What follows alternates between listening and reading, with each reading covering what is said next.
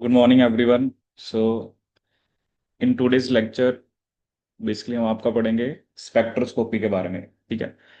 सो spectroscopy वैसे different types की होती है। ठीक है। बट आज अभी जो हम स्पेक्ट्रोस्कोपी डिस्कस करेंगे that is your UV UV visible spectroscopy. ठीक है। कौन सी स्पेक्ट्रोस्कोपी डिस्कस करेंगे? आपकी यूवी विजिबल। ठीक है। सो जैसे आपने एक इंस्ट्रूमेंट का नाम भी सुना होगा जिसे बोलते हैं हम स्पेक्ट्रोफोटोमीटर। ठीक है। जैसे ये एक इंस्ट्रूमेंट आता है जिसे हम क्या बोलते हैं? आपका स्पेक्ट्रोफोटोमीटर। स्पेक्ट्रोफोटोमीटर।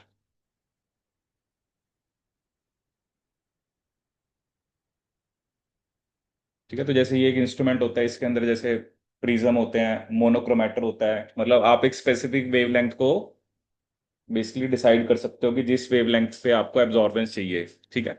मतलब आप एक स्पेसिफिक वेवलेंथ को क्या कर सकते हो? सेलेक्ट कर सकते हो। ठीक है। क्योंकि ऑब्वियसली जब आप अल्ट्रा वायलेट की बात कर रहे हो, ठीक है, तो इसकी वेवलेंथ क्या होती है? कम। विजिबल की क्या होती है? आपकी ज्यादा। ठीक है। जैसे बेसिक सा एग्जांपल मैं आपको दूं, तो जो प्रोटीन्स है, जनरली जो प्रोटीन्स की एब्जॉर्बेंस है वो हम लेते हैं 280 नैनोमीटर के ऊपर। ठीक है। उसका रीजन अभी हम देखेंगे। और जो न्यूक्लिक एसिड्स है उसकी एब्जॉर्बेंस हम लेते हैं 260 पे। प्रोटीन्स की absorbance 280, nucleic acids at 260 nanometre. ठीक है। अब ये दोनों किस में आते हैं? Ultraviolet. ठीक है ना। विजिबल क्या होता है हमारा? विजिबल की रेंज क्या बताई थी मैंने आपको? That is 400 to 700। तो जो 400 से नीचे है वो आपकी अल्ट्रा वायलेट होगी। ठीक है। जैसे जो आपकी 700 से ऊपर होती है उसे बोल देते हैं इंफ्रारेड। ठीक है। स्पेक्ट्रोस्कोपीज ना बहुत सारे टाइप्स की होती हैं। ठीक है। जैसे अभी मैं आपको यू विजिबल बता रहा हूँ, ऐसे ही आपकी बेसिकली हम देखेंगे आपकी इंफ्रारेड होती है, रमन स्पेक्ट्रोस्कोपी होती है। ठीक है। आपकी इलेक्ट्रॉन स्पिन रेजोनेंस होता है, एनएमआर होता है। ठीक है। बट वो थोड़ा सा फिर थोड़ा केमिस्ट्री पॉइंट ऑफ व्यू से चला जाता है। जैसे एनएमआर, उसके अंदर आप न्यूक्लियर मैग्नेटिक रेजोनेंस की बात करते हो। ठीक है। तो अभी जो हम पढ़ेंगे ना, जनरली जो हम बेसिक पढ़ेंगे, यूवी विजिबल पे ज्यादातर एग्जाम में क्वेश्चन आता है, और एक हम पढ़ेंगे सीडी स्पेक्ट्रोस्कोपी। ठीक है। सो प्रोटीन्स के एब्जॉर्बेंस हम किस पे लेते हैं? 280, न्यूक्लिक एसिड्स की 260। ठीक है। तो ये कौन सी रेंज में आ गई? Ultraviolet. ठीक है। अब जैसे मैं आपको ना एक, जैसे आप देखो यहाँ पर एक आपको रेंज बता रखी है, जैसे वेवलेंथ्स, वेवलेंथ भी बता रखी है, फ्रीक्वेंसी बता रखी है, वेव नंबर एंड एनर्जी। ठीक है। तो मेनली जैसे अगर हम वेवलेंथ की बात करें, ठीक है, तो जो आपकी वेवलेंथ है वो आप देख रहे हो कि इंक्रीज कर रही है ऐसे। ठीक है। जैसे आप देख रहे हो ना कि सबसे कम यहाँ पर जैसे किसकी शो कर किया है? एक्सरे की। ठीक है। उसके बाद आप देख रहे हो कि यूवी, यूवी में भी क्या होता है? एक फार एक नियर होता है। ठीक है। मतलब ये दो टाइप का हम पढ़ेंगे, एक फार यूवी होता है और एक क्या होता है आपका? एक नियर यूवी। ठीक है। एक यहाँ पर हम डिस्कस कर रहे हैं किसके बारे में? ये आ गया विजिबल।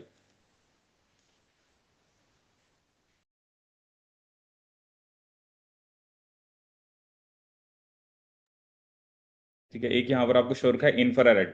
ठीक है। फिर क्या शो कर रखी है? माइक्रोवेव। और फिर शो कर रखा है रेडियो वेव्स। ठीक है। अब ये एक बेसिक सा क्वेश्चन आ जाता है कई बार एग्जाम के अंदर, कि आपको ना arrange them in basically increasing और डिक्रीजिंग ऑर्डर ऑफ वेवलेंथ। ठीक है। अब बेसिकली मैंने आपको बताया था ना, जैसे ई क्या होता है? HC/λ। ठीक है। अगर वेवलेंथ आपकी ज्यादा है, या एक फॉर्मूला हम क्या लिखते हैं? E is equal to H mu. ठीक है। तो अगर बेसिकली मेरा लैम्डा क्या है? ज्यादा है, तो फ्रीक्वेंसी क्या होगी? कम। आप देख सकते हो कि फ्रीक्वेंसी इसकी सबसे ज्यादा है, जिसका लैम्डा सबसे कम है। और जिसकी वेवलेंथ क्या है? ज्यादा है, उसकी फ्रीक्वेंसी क्या है? कम है। ठीक है। ऐसे आप देख रहे हो वेव नंबर तो ऐसे डिक्रीज कर रहा है। ठीक है। चलो वेव नंबर में तो हमें क्या जाना है? और एनर्जी, जितनी फ्रीक्वेंसी ज्यादा होती है उतनी आपकी एनर्जी भी क्या होती है? ज्यादा होती है। ठीक है। क्योंकि is equal to H mu है ना, जितनी फ्रीक्वेंसी ज्यादा उतनी एनर्जी ज्यादा। ठीक है। बट फ्रीक्वेंसी और लैम्डा के बीच में जो रिलेशन है वो कैसा है हमारा? इनवर्सली वाला है। ठीक है। अब देखो बेसिक सा क्वेश्चन क्या आता है। अभी हमारा जो कंसर्न रहेगा ना मेन, तो अभी हमने यूवी विजिबल की बात करनी है। ठीक है। बट यहां पर क्या होता है ना कि आपको ये ध्यान रखना है कि बेसिकली क्या किस चीज में चेंज आ रहा है। जैसे आप यहां पे देखो, जैसे एक्सरे में तो उसने क्या लिखा हुआ है? X ray absorption. ठीक है। UV visible absorption. तो इसमें क्या होता है? Change in electronic states. जैसे इलेक्ट्रॉन्स होते हैं ना, वो मे बी आपके, जैसे पहले वो ग्राउंड स्टेट में थे, फिर वो दूसरी स्टेट में चले गए। तो ये फिनोमेना इलेक्ट्रॉनिक स्टेट से रिलेटेड है। चाहे आपका एक्सरे है चाहे यूवी विजिबल है। अगर मॉलिक्यूलर रोटेशनल और वाइब्रेशन स्टेट्स में चेंज आता है, this is related to your IR and Raman spectroscopy. ठीक है, इसके अंदर आप क्या चेक करते हो? Molecular rotational and vibrational states. ठीक है, फिर उसके बाद आपको क्या बता रखा है? माइक्रोवेव। ठीक है, माइक्रोवेव में जनरली जैसे इसमें क्या होता है, इसमें भी रोटेशनल स्टेट्स चेंज होती हैं। इसमें आप इलेक्ट्रॉन स्पिन को देखते हो। मतलब अगर आपको इलेक्ट्रॉन स्पिन रेजोनेंस कराना है तो आपको कौन सी वेव यूज करनी है? माइक्रोवेव। अगर आपको NMR कराना है तो उसमें आप क्या यूज करते हो? Radio waves. ठीक है, तो ये सारी स्पेक्ट्रोस्कोपी होती हैं। अलग अलग स्पेक्ट्रोस्कोपी का अलग अलग मोटिव होता है। जैसे NMR से आपको फॉर एग्जांपल प्रोटीन के स्ट्रक्चर के बारे में पता लगता है। ठीक है, तो मतलब अलग अलग स्पेक्ट्रोस्कोपी का अलग अलग रोल है। ठीक है, अलग अलग उसके मतलब एप्लीकेशंस हैं। तो वो डिपेंड करता है आप किस चीज को स्टडी करना चाहते हो। ठीक है, तो मेन अभी जो हम पढ़ेंगे यू विजिबल पढ़ेंगे। यहाँ पर CD के बारे में नहीं लिखा हुआ है, एक हम CD स्पेक्ट्रोस्कोपी भी देखेंगे। ठीक है, उसे बोलते हैं हम सर्कुलर डाइकोरिज्म। ठीक है, तो एक सिंपल सा क्वेश्चन आ जाएगा कि अगर मैंने NMR कराना है तो मैं कौन सी वेव्स को यूज करता हूँ? रेडियो वेव्स को। अगर मैंने इलेक्ट्रॉन स्पिन रेजोनेंस कराना है तो मैं किसको यूज करता हूँ? माइक्रोवेव्स को। अगर मैंने IR, वो तो नाम से ही पता लग रहा है, इंफ्रारेड या रमन स्पेक्ट्रोस्कोपी। तो क्या हो रहा है ना, हर एक स्पेक्ट्रोस्कोपी का अपना अपना प्रिंसिपल है। ठीक है ना, कि वो किस चीज को स्टडी कर रहा है। ठीक है, जैसे NMR केमिस्ट्री के अंदर जैसे कोई आपको कोई कोई अल्कोहल है, एल्डिहाइड्स हैं, ठीक है, कीटोन्स होते हैं, उनकी ना अलग अलग पीक आती है। तो आप अलग अलग वो स्ट्रक्चर्स भी इसमें स्टडी करते हो। ठीक है, ये थोड़ा फिर डिफरेंट टाइप में चला जाता है NMR वगैरह ना, क्योंकि इसके लिए आपको वो पीक्स के बारे में पता होना चाहिए। ठीक है, एक तरह से आपके पास ग्राफिकल डाटा आता है, उसके बेस पे आपको मॉलिक्यूलर स्ट्रक्चर आपको डिड्यूस करना होता है। ठीक है, बट अभी हमारा जो मेन कंसर्न रहेगा, ये सिर्फ मैंने आपको इसके लिए बताया कि अगर कुछ बेसिक सा क्वेश्चन आए जैसे NMR में आप कौन सी वेव्स यूज करते हो, ठीक है, तो वो उस टाइप का क्वेश्चन जो आप वो आंसर कर पाओ। बट अभी हमारा जो मेन मोटिव रहेगा वो रहेगा यूवी विजिबल पे। ठीक है, सो यूवी विजिबल, जब भी हम स्पेक्ट्रोस्कोपी की बात करते हैं तो यहां पर हम एक लॉ की बात करेंगे जिसे हम क्या बोलते हैं? Beer Lambert law. ठीक है, अब बियर लैम्बर्ट लॉ हमें क्या बताता है? ठीक है, जैसे इसमें क्या होता है कि आपको जैसे एक इंस्ट्रूमेंट मान लो दिखा रखा है, या जो स्पेक्ट्रोफोटोमीटर होता है उसमें क्या होता है, हम क्यूबिट रखते हैं। ठीक है, क्यूबिट के अंदर आपका सोल्यूशन होता है। ठीक है, जो भी सोल्यूशन है, प्रोटीन का सोल्यूशन है, DNA का सोल्यूशन है, ठीक है, और भी जो भी कलर का है। ठीक है, आप एक स्पेसिफिक लाइट को क्या करते हो उसमें? इंसिडेंट लाइट, मतलब एक स्पेसिफिक जो लाइट है, जो भी आपको मतलब जैसे वो अल्ट्रावायलेट रेंज में चाहिए, विजिबल में भी चाहिए, तो कौन सी कलर की चाहिए, तो वो लाइट को आप पास कराते हो। ठीक है, तो ये इंसिडेंट लाइट है, और ट्रांसमिटेड लाइट क्या? आई। ठीक है, सो यहाँ पर एक दो फॉर्मूलेज होते हैं। ठीक है, एक तो फॉर्मूला क्या होता है कि जैसे यहाँ पर L होती है पाथ लेंथ। ठीक है, जैसे यहाँ पर आपकी ये एक तरह से एक स्पेसिफिक पाथ लेंथ है। ठीक है, और C इसके अंदर कंसंट्रेशन है सॉल्यूशन की। ठीक है, तो एब्जॉर्बेंस जो होती है that is directly proportional to concentration. इसे हम क्या बोलते हैं? आपका Beer law. And absorbance is directly proportional to length. इसे हम क्या बोलते हैं? आपका लैम्बर्ट लॉ। इसे हम क्या बोलते हैं? Lambert law. तो दोनों को मिला के क्या आ जाता है? Absorbance is directly proportional to C.L। ठीक है, और प्रोपोर्शनैलिटी को साइन को जब हम रिमूव करते हैं तो एक कांस्टेंट हम लिख देते हैं जिसे बोलते हैं हम मोलर एब्जॉर्प्शन कोफिशिएंट और मोलर एक्सटिंक्शन कोफिशिएंट। ठीक है, ई लैम्डा क्या होता है आपका? मोलर एब्जॉर्प्शन कोफिशिएंट और मोलर एक्सटिंक्शन कोफिशिएंट, और molar extinction coefficient, molar extinction coefficient, molar absorption coefficient और मोलर एक्सटिंक्शन कोफिशिएंट।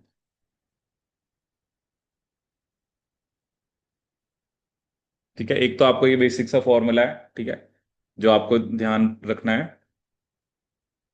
ठीक है, तो बियर लैम्बर्ट लॉ में एक फॉर्मूला तो हमने क्या डिस्कस किया कि एब्जॉर्बेंस जो है that is equal to E lambda. Lambda क्या होता है? एक स्पेसिफिक वेवलेंथ जिसके ऊपर लैम्डा की वैल्यू है। ठीक है, .C.L। ठीक है, ये लैम्डा जो है ये सबस्क्रिप्ट के अंदर है। ठीक है, एक तो फॉर्मूला आपको ये याद रखना होता है। दूसरा यहां पर हम एक लिखते हैं ट्रांसमिटेंस। दूसरा हम यहां पर क्या लिखते हैं? ट्रांसमिटेंस। सो बेसिकली जो ट्रांसमिटेंस होती है वो होता है कि जो लाइट आपकी बाहर आई है उसकी इंटेंसिटी आई है, और जो लाइट आपने दी थी वो क्या थी, I nought, I by I nought. और एक फॉर्मूला जो हम यहां पर लिखते हैं एब्जॉर्बेंस का, in terms of transmittance, absorbance is equal to log of 1/t, log of 1/t। तो ये क्या आ गया, log of I nought by I, log of I nought by I. क्योंकि 1/t है ना, तो t क्या होता है, आई बाय आई नॉट है, तो 1/t क्या हो जाएगा, आई नॉट बाय आई।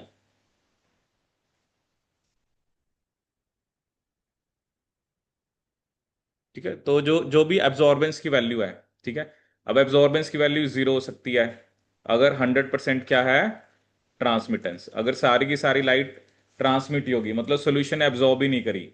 तो अगर जीरो लिखते हैं जब 100% ट्रांसमिटेंस है, और इन्फिनिटी लिख सकते हैं जब आपका 0% क्या है, ट्रांसमिटेंस।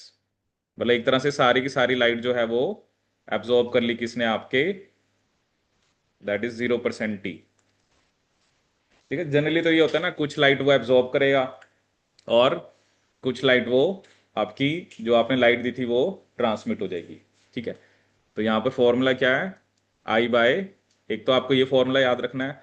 अब देखो क्या, फॉर्मूला तो सिंपल है, बट जब एग्जाम में क्वेश्चन आते हैं तो कैसे आपको वैल्यूज को करना है वो मेन है। ठीक है, तो एब्जॉर्बेंस किसके इक्वल लिखी है, एक तो हमने E lambda dot C dot L, और एक फॉर्मूला हमने ट्रांसमिटेंस की टर्म्स में कि absorbance is log of 1/t, log of 1/t।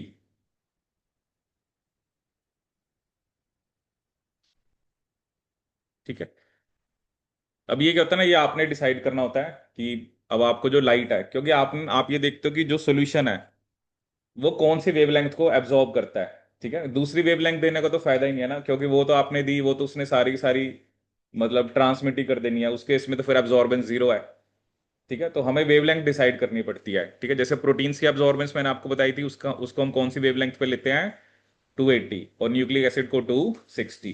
ठीक है, ये देखो मैं आपको यहाँ पर अभी कुछ फैक्ट्स बताऊंगा। ठीक है, और ये आपके पास एक ग्राफ है, क्योंकि एब्जॉर्बेंस और कंसंट्रेशन हम क्या करें, डायरेक्टली प्रोपोर्शनल है। ठीक है, तो जनरली क्या होता है कि जैसे जैसे आपकी कंसंट्रेशन इंक्रीज हो रही है, ठीक है, तो आप यहाँ पे देख सकते हो अगर कंसंट्रेशन इतनी है तो एब्जॉर्बेंस मेरी ये आ रही है। ठीक है, अगर मेरी कंसंट्रेशन इंक्रीज होगी तो एब्जॉर्बेंस भी इंक्रीज होगी। ठीक है, वैसे तो बहुत सारे फैक्टर्स होते हैं कि अब क्या होता है, एक हद तक तो कई बार इंक्रीज करती है, उसके बाद नहीं भी चेंज आता है, क्योंकि वो, और इसमें ना एक चीज आपको ध्यान रखना है ना, आपने लाइट जो है वो स्पेसिफिक वेवलेंथ वाली लाइट हमें चाहिए जिसको वो एब्जॉर्ब करे। ठीक है ना, क्योंकि अब मान लो क्या होता है कि आपने उसके अलावा और भी कोई लाइट आ रही है, ठीक है, अब वो क्या हो रहा है, मे बी चलो एब्जॉर्ब तो नहीं हो रही, बट जब रिजल्ट में तो वो भी लाइट आएगी ना, तो हमें एक स्पेसिफिक वेवलेंथ को यहाँ पर सेलेक्ट करना पड़ता है। ठीक है, तो स्पेक्ट्रोफोटोमीटर इंस्ट्रूमेंट का नाम होता है, उसमें ऐसा सेटअप होता है, उसमें मोनोक्रोमेटर होते हैं, प्रिज्म्स होते हैं। ठीक है, ताकि आप एक स्पेसिफिक वेवलेंथ को, हमने तो क्या करना होता है, हमने तो सिर्फ जो इंस्ट्रूमेंट है वो वहां पर एक वेवलेंथ आपने सेलेक्ट करनी है, तो जो भी उसके अंदर इंस्ट्रूमेंट के अंदर सेटअप है, मोनोक्रोमेटर मतलब एक ही वेवलेंथ की लाइट। ठीक है, या जनरली क्या होता है कि एक शॉर्ट रेंज हो। ठीक है, तो उस वेवलेंथ को हमें स्पेसिफिकली देना है। ठीक है, जैसे मैंने अभी आपको बताया, अब उसमें आप खुद ही सेट कर सकते हो, अगर मुझे 260 पे करानी है या 280 पे करानी है। ठीक है, एक चीज हमें यहां पर ध्यान रखनी होती है, जो ये क्यूबिट होती है ना, ये जनरली ग्लास की भी हो सकती है, अगर तो आप विजिबल रेंज में करा रहे हो ना तो आप ग्लास या प्लास्टिक की यूज करते हो, लेकिन अगर आप अल्ट्रा वायलेट रेंज में कराते हो तो आप क्वार्ट्ज की यूज करते हो। ठीक है, करा यूज स्पेक्ट्रोफोटोमीटर। हम्म, हाँ जी, है, खराब था, ये देख लो खराब था है। तो एक्सपेरिमेंट नहीं करा है। एक्सपेरिमेंट की इंपॉर्टेंस थोड़ी सी इसलिए आजकल बढ़ गई है, क्योंकि बहुत सारे जो क्वेश्चन आते हैं ना, पहले नहीं आता था इतना एग्जाम में। मतलब चलो, एक तो होता है कि बेसिक सा क्वेश्चन है, क्वेश्चन तो चलो करना एक अलग बात है, बट थोड़ा बहुत हमें इंस्ट्रूमेंट के बारे में पता हो। इंस्ट्रूमेंट बेसिकली क्या है कि बस उसके अंदर वही बटन होते हैं, अंदर का प्रिंसिपल तो आपने तो वहां पर सेलेक्ट करना है, ठीक है, तो उसने अपने आप आपको वेवलेंथ कितनी चाहिए, ठीक है। एक और खास बात होती है, जैसे ये जो क्यूबिट होती है ना, इसमें जैसे कोई एमएल में भी होती है, माइक्रोलीटर में भी होती है, ये कम से कम ना हाफ से ज्यादा फिल होनी चाहिए, क्योंकि लाइट में जनरली सेंटर में से जाती है। अब कहीं ऐसे होता है कि थोड़ा सा भर देते हैं और ले रहे हैं, लाइट तो जा ही नहीं रही सोल्यूशन में से, तो वो क्यूबिट बहुत छोटी सी होती है, उसके अंदर आप कुछ माइक्रोलीटर या एमएल वाली, वो डिपेंड करता है, अलग अलग टाइप की क्यूबिट्स आती हैं, ठीक है। सिंपल सी छोटी सी एक ट्यूब है, उसमें आपने अपना सोल्यूशन डालना और उसकी एब्जॉर्बेंस चेक करनी है, ठीक है। जैसे आपने कॉलरीमेट्री भी सुना होगा, एक कॉलरीमीटर होता है और एक स्पेक्ट्रोफोटोमीटर, ठीक है। तो वो भी उसके अंदर थोड़ा डिफरेंट वे में हम सेलेक्ट करते हैं वेवलेंथ को, और इसमें थोड़ा डिफरेंट वे होता है, ठीक है। जनरली हमें ये देखना होता है जो सॉल्यूशन का कलर है, किसी भी सॉल्यूशन का कलर अगर आपको ब्लू दिख रहा है, इसका क्या मतलब है? कोई भी चीज हमें ब्लू इसलिए दिखती है क्योंकि बाकी सारी लाइट्स को तो वो एब्जॉर्ब कर लेता है, और ब्लू को क्या करता है आपका, एमिट करता है, यही होता है ना।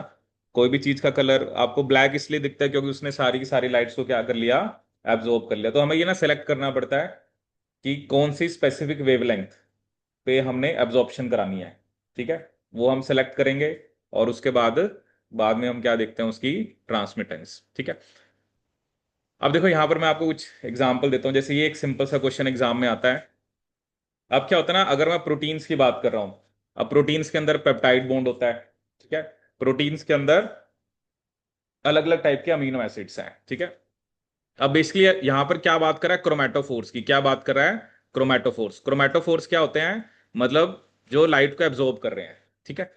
अब वो कह रहे हैं कि अब एक तो मैंने आपको बता दिया कि यूवी विजिबल स्पेक्ट्रोस्कोपी के अंदर इलेक्ट्रॉनिक ट्रांजिशन होती है, ठीक है। अब वो भी थोड़ा फिर वो हमें उसमें जाना पड़ता है केमिस्ट्री में, जैसे हम पढ़ते थे ना कि जैसे आप पढ़ते थे एक सिग्मा पाई, ऐसे ऐसे वो ऑर्बिटल्स होते थे ना, तो हमें उसमें नहीं जाना कि कौन से ऑर्बिटल से किस में जा रहा है, ठीक है ना। पढ़ते थे ना जब 11वीं 12वीं में होता था, एक मॉलिक्यूलर ऑर्बिटल थ्योरी होती थी, सिग्मा स्टार, ये ऐसे ऐसे बनाते थे ना उसमें, अब जो केमिस्ट्री पढ़ रहे होंगे उनको पता होगा, ठीक है। अब वो कह रहा है कि जो इलेक्ट्रॉनिक ट्रांजिशन, अगर मैं सिर्फ किसकी बात करूं, पेप्टाइड बॉन्ड की, मैं सिर्फ किसकी बात करूंगा पहले यहां पर, पेप्टाइड बॉन्ड की। अब ये ना आपने एक टेबल बना लो, ताकि ऐसा कोई क्वेश्चन एग्जाम में आए तो आप बता पाओ। जनरली जो पेप्टाइड बॉन्ड होता है वो क्या बता रहा है, इन द फार यूवी। अब जैसे अल्ट्रावायलेट के ना, अल्ट्रावायलेट में भी क्या होगा, जैसे आपने 400 बोल दिया, 400 के नीचे यूवी है, तो जो पास होगी यूवी के उसको नियर बोल रहा है, और जो थोड़ी दूर है उसे फार बोल रहा है, ठीक है। और क्या कर रहा है, जो इंटेंस पीक है वो हमें 190 नैनोमीटर पे मिलती है, और वीकर वन है 220 टू टू 210 टू 220। मतलब आप ये मान के चलो कि पेप्टाइड बॉन्ड जो है ना, वो जो एब्जॉर्बेंस दिखाता है वो 190 से 210 के बीच में आप मान सकते हो। 190 पे पीक थोड़ी इंटेंस आती है, और वीकर वन आती है 210 के ऊपर। ये मैं सिर्फ किसकी बात कर रहा हूँ, पेप्टाइड बॉन्ड की, ठीक है। तो अगर आपने पेप्टाइड बॉन्ड चेक करना है, तो आपने एब्जॉर्बेंस जो है वो 192 किसके बीच में लेनी है, 210 के बीच में, ठीक है। अब वो कह रहे हैं कि बहुत सारे अमीनो एसिड होते हैं, aspartic acid, glutamic acid, asparagine, glutamine, arginine, histidine, इनके भी वीक इलेक्ट्रॉनिक ट्रांजिशन होते हैं अराउंड 210, ठीक है। Usually this can not be observed in protein because they are masked by the more intense peptide bond absorption. अब peptide bond भी उसी पे एब्जॉर्प्शन दिखा रहा है, ये अमीनो एसिड भी इसी पे दिखा रहे हैं, तो फिर क्या होता है ना कि यूजली ये ऑब्जर्व भी नहीं हो पाता, क्योंकि ज्यादा इंटेंस एब्जॉर्प्शन उस वेवलेंथ पे कौन दिखा रहा है, पेप्टाइड बॉन्ड दिखा रहा है, ठीक है। इसलिए the most useful range for proteins is above 230, मतलब आप 230 से ऊपर ही लो। और जनरली जो एब्जॉर्प्शन हम लेते हैं वो हम किसकी देखते हैं, एरोमेटिक साइड चेन्स की, ठीक है। While a very weak absorption maximum of phenylalanine occurs at 257 nanometre, ठीक है। मतलब ये फिनाइल एलेनिन है, फिनाइल एलेनिन कौन सी वेवलेंथ पे एब्जॉर्प्शन दिखाता है, 257 के ऊपर, ठीक है।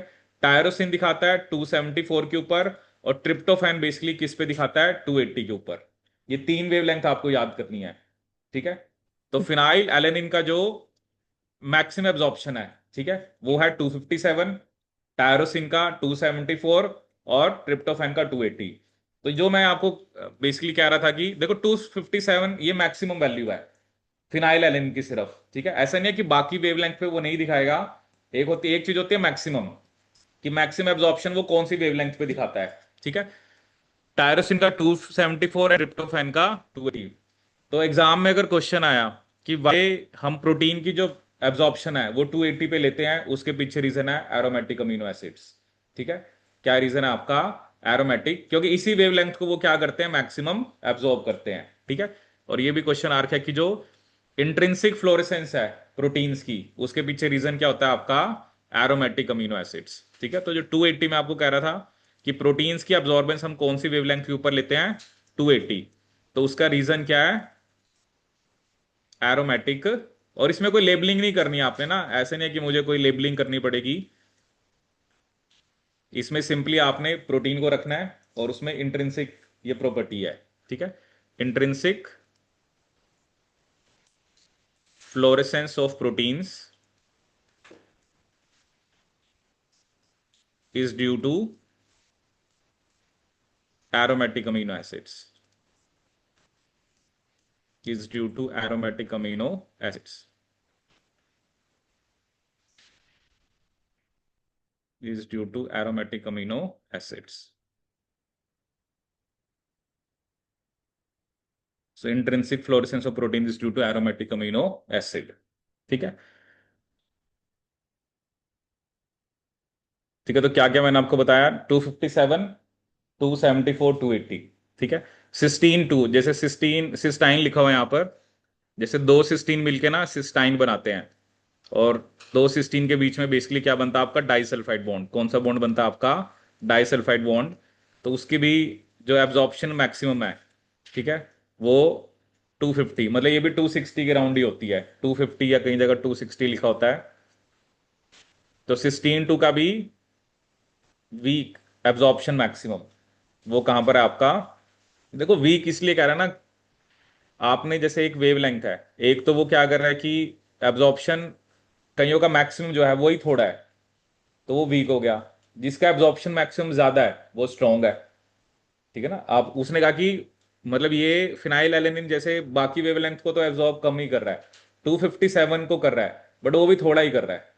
ठीक है ना। अब जैसे कि वो हम किस फॉर्म में दिखा सकते हैं? जैसे पीक आए, मान लो आपने कहा कि, जैसा अभी मैं आपको एक और भी ग्राफ दिखाऊंगा, जैसे मान लो आपने कह दिया कि ये इसकी पीक है बस, और दूसरे की पीक यहां पर आ रही है। ठीक है। मतलब ये क्या ना, इसकी जो एब्जॉर्प्शन की वैल्यू है वो कम ही होती है, जो कम है बट वो मैक्सिमम है। कम ज्यादा किस के कॉन्टेक्स्ट में होता है कि दूसरा जो है, दूसरा एक स्पेसिफिक वेवलेंथ को कितना एब्जॉर्ब कर रहा है। अगर वो ज्यादा कर रहा है तो उसकी पीक बड़ी आएगी। ठीक है। बट वीक का मतलब क्या है कि, लिखा ना वीक के साथ मैक्सिमम भी लिखा हुआ है। वीक का मतलब कम करता है, बट वो मैक्सिमम वैल्यू है। कम और ज्यादा जो होता है वो किस टर्म्स में होता है आपका? In terms of when you you are comparing it with the other. ठीक है ना। अब मार्क्स भी कम ज्यादा किस हिसाब से होते हैं? एक दूसरे के हिसाब से होता है ना, इसके मार्क्स ज्यादा है, इसके कम है। ठीक है। तो इसी तरह से आपका ये एब्जॉर्प्शन मैक्सिमम। ठीक है। तो ये आपको इसके अंदर ध्यान रखना है। तो 257 फॉर फिनाइल एलेनिन, 274, 280, ये तीनों के तीनों अमीनो एसिड्स एरोमेटिक होते हैं। ठीक है। These are the only three amino acids which are aromatic in nature. ठीक है। Phenylalanine, tyrosine and tryptophan. ठीक है। आया समझ में ये कि नहीं? हम्म। पढ़ा हुआ पहले? नहीं। ठीक है। और ये नियर फार यूवी का मैंने आपको फंडा बताया। नियर का मतलब जैसे और थोड़ा पास होगा, 300 के आस है, पास है, जैसे अब आप उसको चाहे, अब वो डिपेंड करता है कितने तक लेके चल रहे हैं। ठीक है। और एक होता है फार यूवी। ठीक है। अब एक तो आपको ये याद रखना है, इसमें एक इमेज में वैसे आपको दिखा रहा हूं, वैसे वो हम एक और स्पेक्ट्रोस्कोपी होती है जिसे बोलते हैं फ्लोरेसेंस। ठीक है। अब जैसे मेरे को एक बात बताओ, फ्लोरेसेंस मैंने आपको क्या बताया था? जैसे आप समझो ना, अलग अलग स्पेक्ट्रोस्कोपियां अलग अलग चीज को चेक कर रहे हैं, कोई एब्जॉर्प्शन चेक कर रहा है, कोई फ्लोरेसेंस चेक कर रहा है, कोई उसी के अंदर इलेक्ट्रॉन स्पिन रेजोनेंस देख रहा है, कोई न्यूक्लियर मैग्नेटिक रेजोनेंस देख रहा है।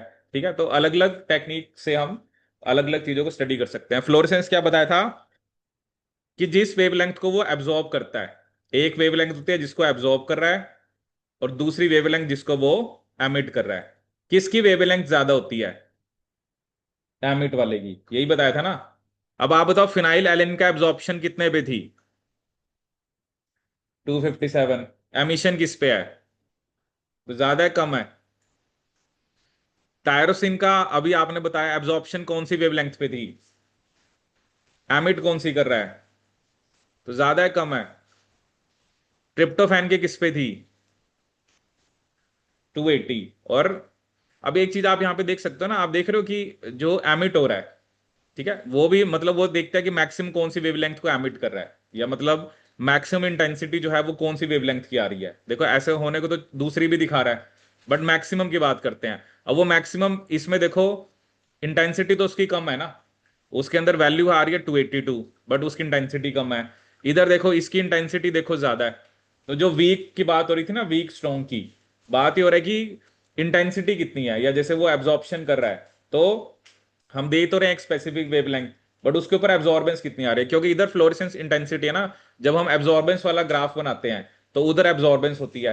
अब वही मानो कि इधर पीक छोटी है, एब्जॉर्बेंस उसने मतलब करी है, मैक्सिमम करी है, बट वो मैक्सिमम एब्जॉर्बेंस ही उसकी कम है। दूसरे की मैक्सिमम एब्जॉर्बेंस ज्यादा है एक स्पेसिफिक वेवलेंथ के ऊपर।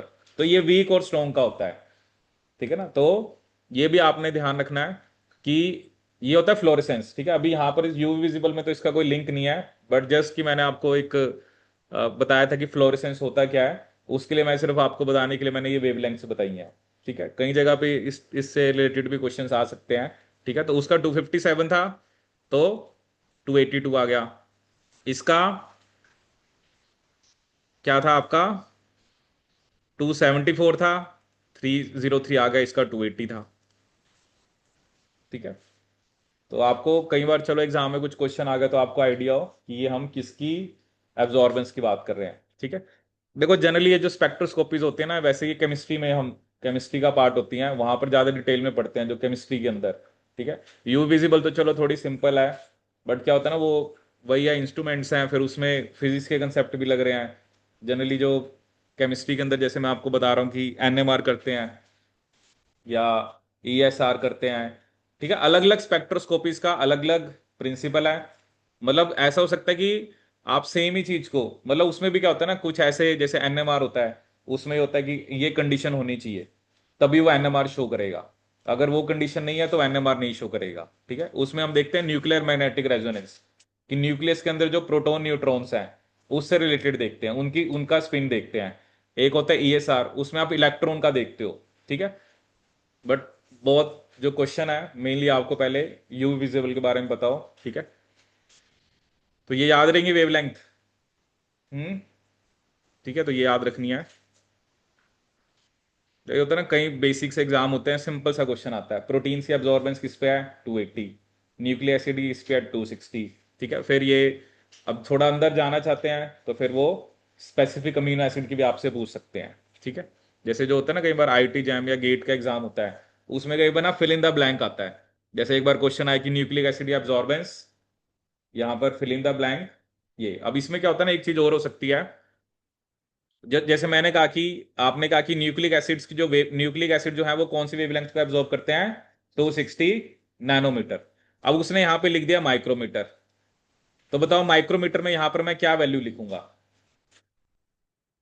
अगर इसी चीज को, जिसको आप नैनोमीटर में तो क्या बोल रहे हो, 260, अगर मैं कहूं कि मुझे माइक्रोमीटर में लिख के बताओ, तो माइक्रोमीटर में क्या वैल्यू होगी?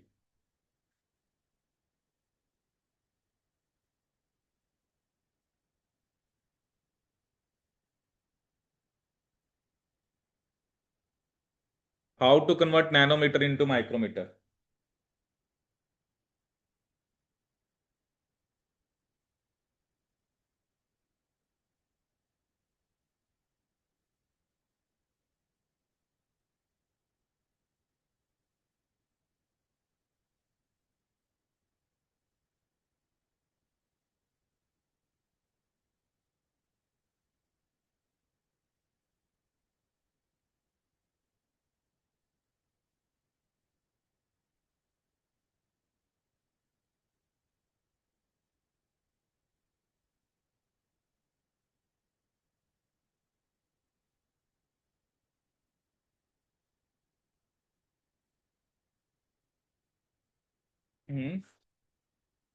कितना लिखेंगे? नैनोमीटर को माइक्रोमीटर में कन्वर्ट करना है। 0.26। करो कन्वर्ट। भाई ये एग्जाम में चाहे जितना पढ़ के चलाए, कन्वर्जन एक तो आपको आनी चाहिए। ठीक है, जब तक आपको कन्वर्जन नहीं आता है, आप भूल जाओ, क्वेश्चन तो कोई होना ही नहीं है, चाहे जितना आप थ्योरी पढ़ लो। क्योंकि सारा खेल, जितना भी न्यूमेरिकल पार्ट बनता है बायोलॉजी के अंदर, वहां पर फॉर्मूला तो अभी देखना, अभी फॉर्मूला तो एक ही है, फॉर्मूले में तो कुछ खास बात नहीं है। लेकिन अगर आपको कन्वर्जन नहीं आता है, तो आप मैक्सिमम क्वेश्चन को नहीं कर पाओगे। ठीक है। अब जैसे यहाँ पे क्या लिखा, 260 नैनोमीटर। अब नैनो कितना होता है? 10⁻⁻⁹। ठीक है, और माइक्रो कितना होता है? -6। तो मैं इसमें क्या कर सकता हूं, 260 इंटू -9 को मैं क्या लिख सकता हूं, -3 इंटू -6। क्योंकि ऊपर जो पावर्स होती हैं वो ऐड होती हैं, मल्टीप्लाई नहीं होती हैं कि -3 है और माइनस इसको -3 इंटू -6 कहीं +18 कर दो। तो ये क्या होती हैं आपकी, प्लस होती हैं। तो -3 प्लस -6 कितना होता है? -9 ही होता है। अब -9 तो माइक्रो आ गया। तो 260, -3 को मैं क्या लिख सकता हूं, उसको मैं नीचे ले जाके 1000 लिख सकता हूं। तो जीरो से जीरो कैंसिल हो गया। तो 26/100 कितना आ गया? 0.26 माइक्रोमीटर। 0.26 माइक्रोमीटर। तो ये भी वो कई बार करते हैं ना, अगर एग्जाम में क्वेश्चन दे दिया, अब वो कहेंगे कि नैनोमीटर की जगह माइक्रोमीटर में लिखो। तो 260 नैनोमीटर जो है वो 0.26 माइक्रोमीटर है। माइक्रोमीटर जो है वो बड़ा है नैनोमीटर से, इसलिए वैल्यू ऑब्वियसली ये कम ही आएगी। माइक्रो जो है वो नैनो से 1000 टाइम क्या है, बड़ा है। माइक्रो -6 है, नैनो -9 है। ठीक है, आए समझ में ये? ठीक है, चलो पहले क्वेश्चन कराते हैं, फिर बाकी देखते हैं। अब जैसे ये क्वेश्चन है, उसने आपको कहा कि मोलर एब्जॉर्प्शन कोफिशिएंट और फिनाइल एलिन कितना दे रखा है, 200 molar inverse 1 centimetre inverse 1 at 257 nanometre. ठीक है। What concentration, gram per litre, of this amino acid will give an absorption of 1 in a cell of 0.5 centimeter path length at 257 nanometre. तो हमें concentration यहां बतानी है। फर्स्ट क्वेश्चन को क्या answer आएगा?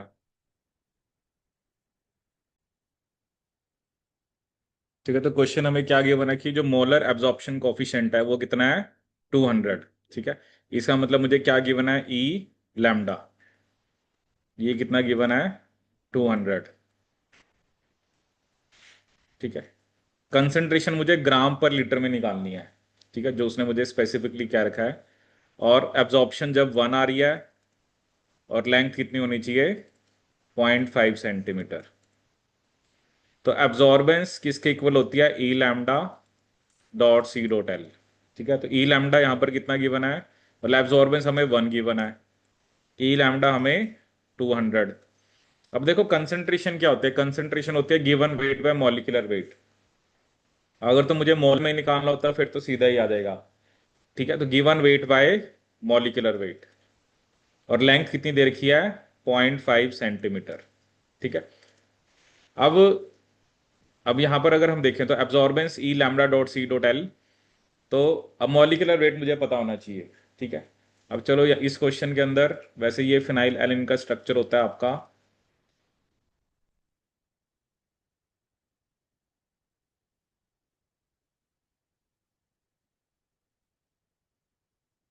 This is the structure of phenyl Elin.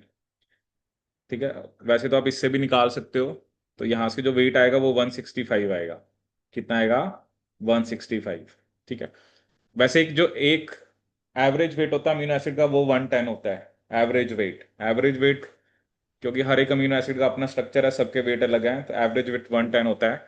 तो 1 = 200। Wait हमें यहां पर निकालना है। ठीक है, वेट हमें यहां पर कैलकुलेट करना है। मॉलिक्यूलर वेट कितना है हमारे पास, 165 इंटू 0.5। तो यहां से वेट कितना आ जाएगा आपके पास, 165/200 इंटू 0.5 होता है 100। तो ये कितना आ गया, 1.65 ग्राम पर लीटर। तो ये मेरे पास आंसर आ हुआ। ठीक है। बट यही था कि इसके अंदर जैसे वैसे भी अगर आप एवरेज ले लेते हैं ना 110, तब हमारा आंसर 1.10 आता। तो उससे भी थोड़ा बहुत आपको आइडिया हो जाता है, क्योंकि हर एक अमीनो एसिड का ना वेट अलग अलग है।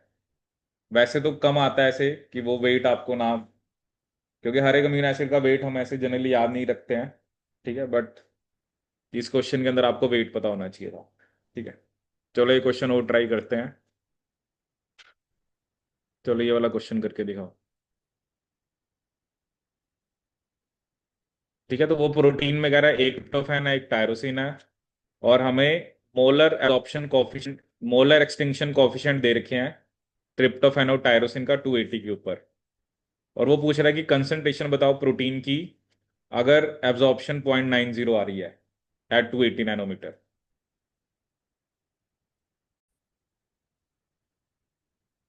ठीक है, तो क्वेश्चन आपको क्या देखा है कि एक प्रोटीन है जिसमें एक ट्रिप्टोफैन है, एक टायरोसिन है। ठीक है, अब क्या होता है ना, कई बार अगर एक ट्रिप्टोफैन है, दो टायरोसिन है, तो जब आपने एब्जॉर्बेंस निकालनी है तो आपको उस नंबर से भी मल्टीप्लाई करना पड़ेगा। ठीक है, अब जैसे पिछले क्वेश्चन में तो कुछ ऐसा था ही नहीं।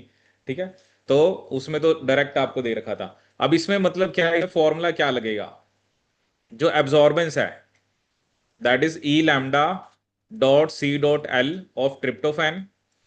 ट्रिप्टोफैन में क्योंकि ई लैम्डा की वैल्यू अलग है ना, plus E lambda dot C dot L that is of tyrosine. Actually जो प्रोटीन की कंसंट्रेशन है वो हम ट्रिप्टोफैन टायरोसिन के बेस पे ही निकाल रहे हैं, क्योंकि ये जो एब्जॉर्बेंस लेंगे उस बेस पे प्रोटीन की कंसंट्रेशन होगी। ठीक है, तो सी यहां पर कंसंट्रेशन ऑफ प्रोटीन है, वो तो दोनों में सेम है। ट्रिप्टोफैन का ई लैम्डा कितना गिवन है, ठीक है, पहले एब्जॉर्बेंस हमें कितने गिवन है, 0.90। ट्रिप्टोफैन का ई लैम्डा कितना है, 3000। ठीक है, इंटू सी, लेंथ अगर नहीं गिवन है तो आप उसको 1 सेंटीमीटर ले लो। ठीक है, प्लस 1500 इंटू सी इंटू 1। ठीक है, तो 0.90 किसके इक्वल आ गया, 4500 सी। तो सी क्या आ जाएगा, इसको मैं क्या लिख सकता हूं, 90/100, क्योंकि 0.90 है। फॉर एग्जाम्पल मैंने इसको 90 बाय क्या लिख लिया, 100। ठीक है, क्या लिख लिया, 90/100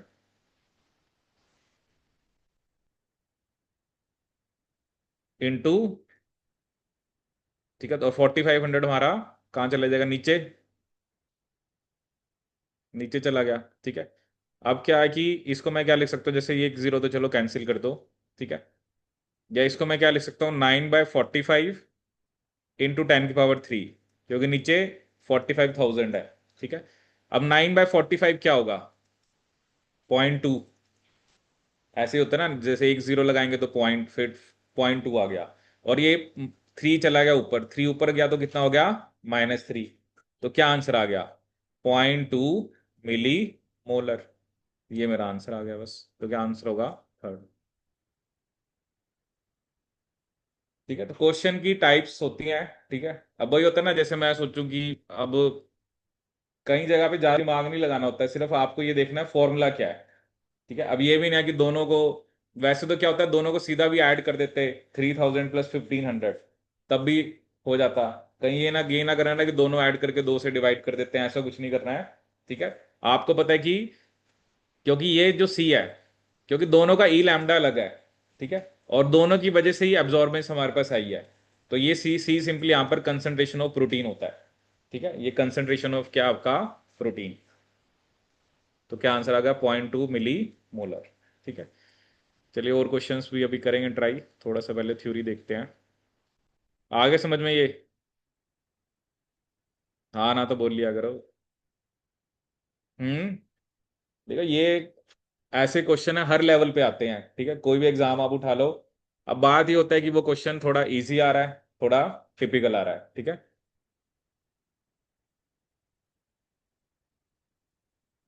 इसलिए हमने इस क्वेश्चन को आराम से करना है।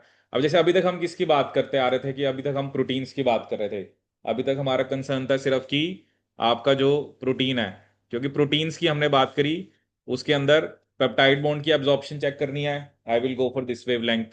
अगर, और ये सब क्या है, इलेक्ट्रॉनिक ट्रांजिशंस होती हैं, मतलब प्रोटीन के अंदर जो चीजें प्रेजेंट है, ठीक है, वो इस स्पेसिफिक वेवलेंथ के ऊपर क्या दिखाती हैं, एब्जॉर्बेंस दिखाती हैं। ठीक है, एनएमआर भी करते हैं हम प्रोटीन का, जैसे अगर आपको प्रोटीन का टर्सरी स्ट्रक्चर पता करना है, उसके लिए हम क्या करते हैं, एनएमआरबी करते हैं। ठीक है, आगे जैसे हम एक सीडी स्पेक्ट्रोस्कोपी पढ़ेंगे, उससे भी हमें प्रोटीन के सेकेंडरी स्ट्रक्चर्स के बारे में पता लगता है। ठीक है, तो वो भी हम बाद में डिस्कस करेंगे। यहाँ पर मेनली ये जो स्पेक्ट्रोस्कोपी है, मेनली यहाँ पर आपको कंसंट्रेशन बता रही है।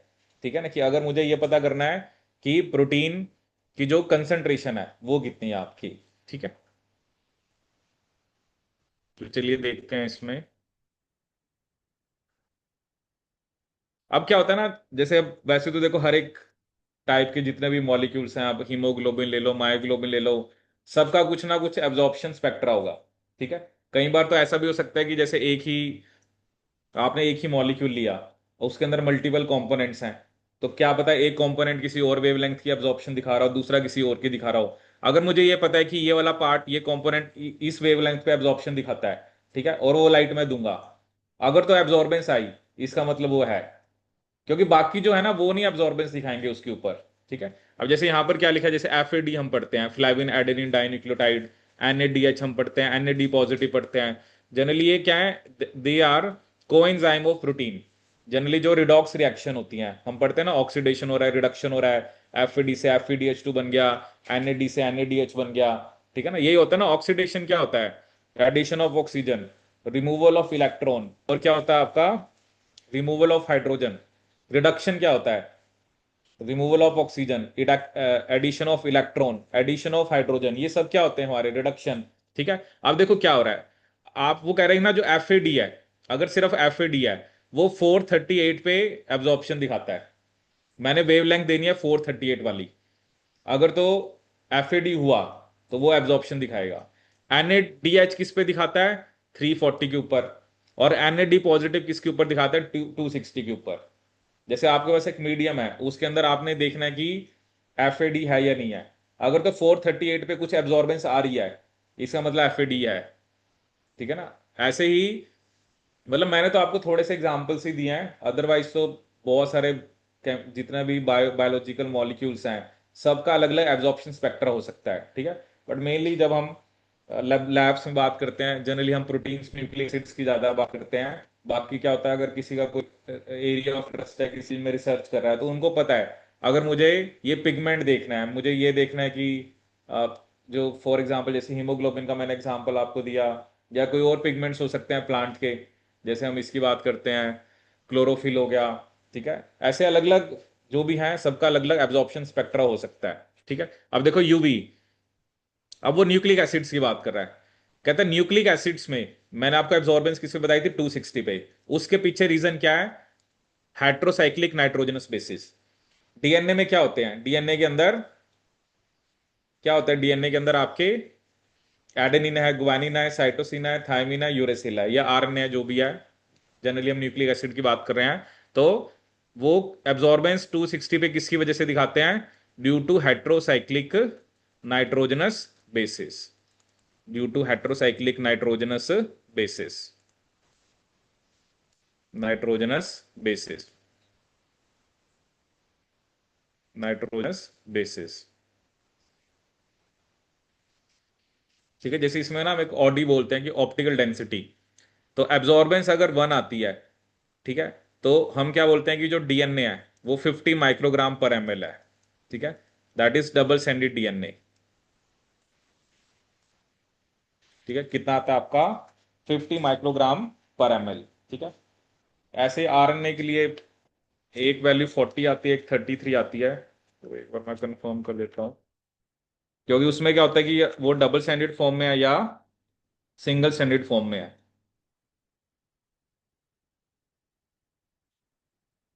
जैसे सिंगल स्टैंडर्ड RNA की बता रखी है 40 माइक्रोग्राम पर ml, अगर एब्जॉर्बेंस 1 आ रही है, और अगर आपके पास सिंगल स्टैंडर्ड क्या है, RNA है, एब्जॉर्बेंस 1 ही है, 40 माइक्रोग्राम पर ml,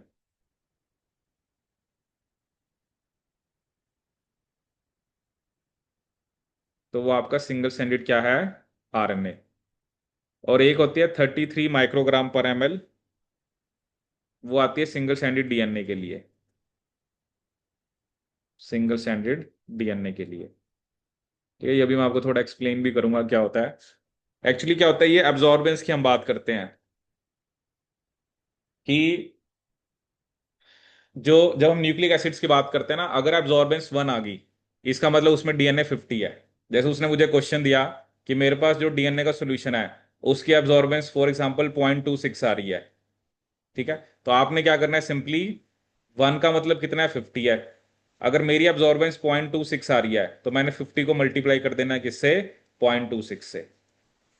तो ये कितने आ जाएगा, 15 टू 0.26 कितने माइक्रोग्राम आएगा,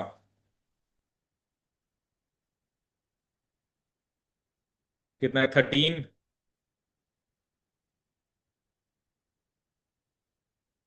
15 टू 26 कितना आएगा, 13 आएगा ना। इसका मतलब उसमें 13 माइक्रोग्राम पर एमएल आपका डीएनए है। 13 माइक्रोग्राम पर एमएल क्या आपका डीएनए है।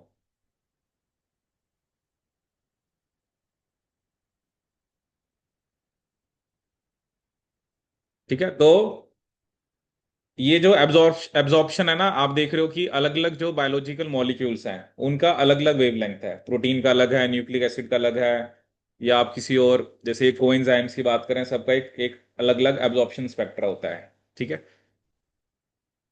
अब एक टर्म इसने और हमें यहाँ पे बता रखी है कि एब्जॉर्प्शन और लाइट स्कैटरिंग, जिसे हम क्या बोल रहे हैं, ऑप्टिकल डेंसिटी। ठीक है, अब वो कह रहे हैं कि इन सम एप्लीकेशंस, फॉर एग्जांपल अगर मुझे क्या मेजर करना है, टर्बिडिटी और सेल कल्चर्स। ठीक है, अगर मेरा मोटिव क्या है, इफ आई वांट कि मुझे क्या मेजर करना है, टर्बिडिटी ऑफ सेल कल्चर्स। ठीक है, जिससे हमें बायोमास कंसंट्रेशन पता लगती है। It is not the absorption but the scattering of light that is actually measured with A spectrophotometer. ठीक है, इसमें हम स्कैटरिंग को मेजर करते हैं कि कितनी लाइट वो स्कैटर कर रहा है जब टर्बिड बहुत है, मतलब जब उसके अंदर बहुत सारे सेल्स हैं। क्योंकि कहते हैं जो एक्सट्रीमली टर्बिड बैक्टीरियल कल्चर्स होते हैं वो लाइट को एब्जॉर्ब नहीं करते। Instead, the light is scattered and thus the spectrophotometer will record an apparent absorbance, जिसे हम एट्यूनेंस बोल देते हैं, या उसे हम क्या बोल देते हैं, ऑप्टिकल डेंसिटी। ठीक है, रीडिंग तो आएगी बट वो स्कैटरिंग की वजह से आएगी, ना कि आपकी एब्जॉर्प्शन की वजह से। वो लाइट को एब्जॉर्ब नहीं कर रहे हैं, उसको क्या करते हैं, स्कैटर करते हैं। ठीक है, उसको क्या करते हैं, वो स्कैटर करते हैं। तो उसे हम क्या बोल देते हैं, आपका ऑप्टिकल डेंसिटी। जैसे आपको ये टर्म देखने को मिलेगी, ऑप्टिकल डेंसिटी।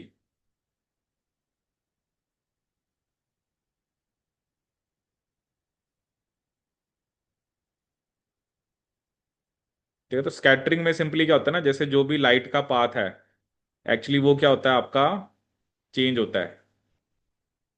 क्या होता है आपका जो लाइट का पाथ है वो क्या होता है आपका, चेंज होता है।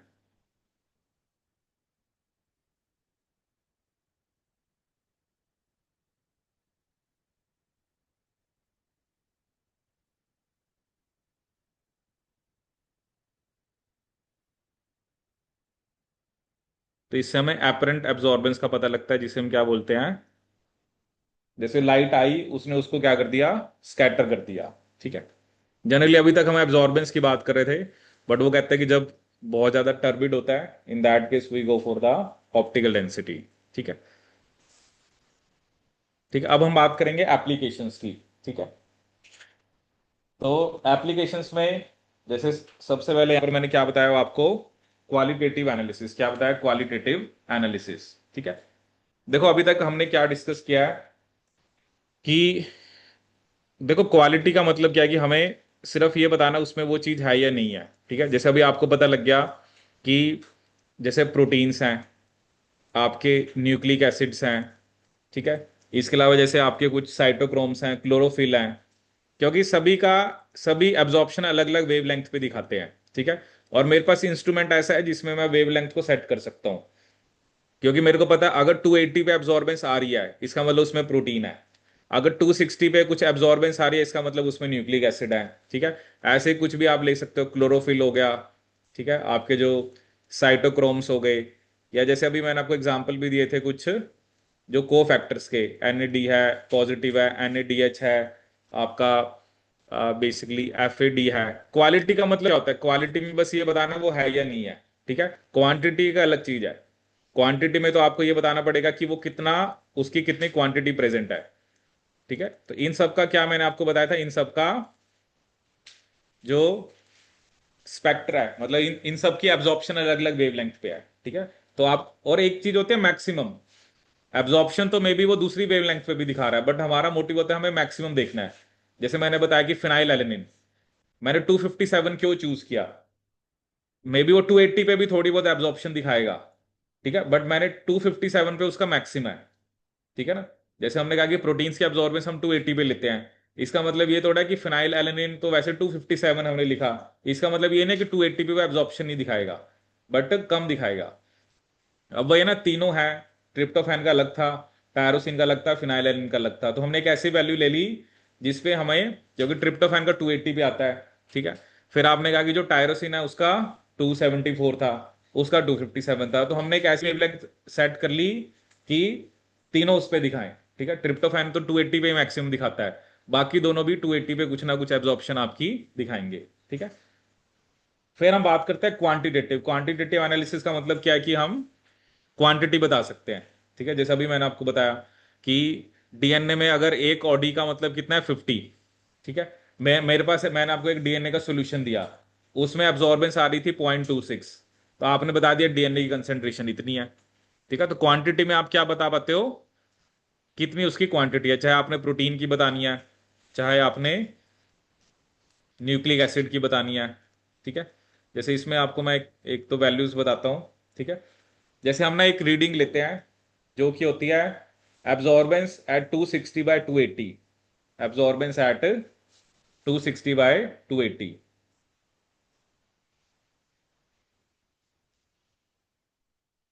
एक एक एब्जॉर्बेंस हम लेते हैं 260 के ऊपर,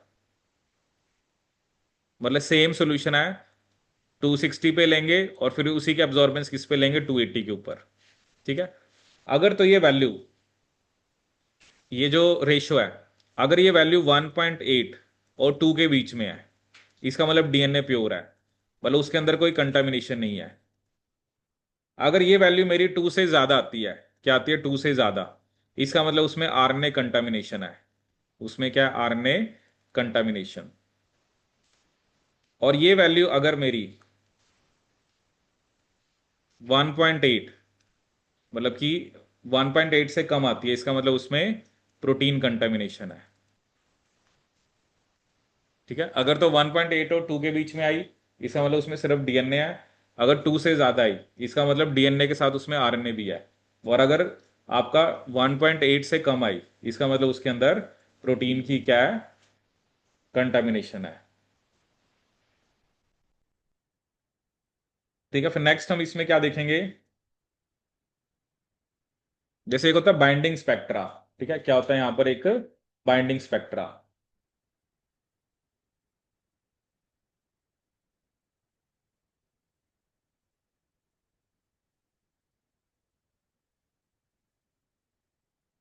ठीक है, जैसे इसमें मैं आपको एग्जांपल देता हूँ, जैसे यहां पर ना एक हमें एक एंजाइम का एग्जांपल दे रखा है। ठीक है, जैसे मान लो एक तो एंजाइम है। ठीक है, और एक हम क्या बोल रहे हैं कि एंजाइम के साथ एक सबस्ट्रेट लग गया, एंजाइम के साथ क्या लग गया, एक सबस्ट्रेट लग गया। ठीक है, जैसे इन्होंने यहां पर हमें एक एग्जांपल दे रखा है, जैसे एक एक एंजाइम है विच इज ऑफ लीवर, जिसका नाम बता रखा है microsomal monooxygenase, microsomal monooxygenase, monooxygenase, microsome mono ऑक्सीजिनेज।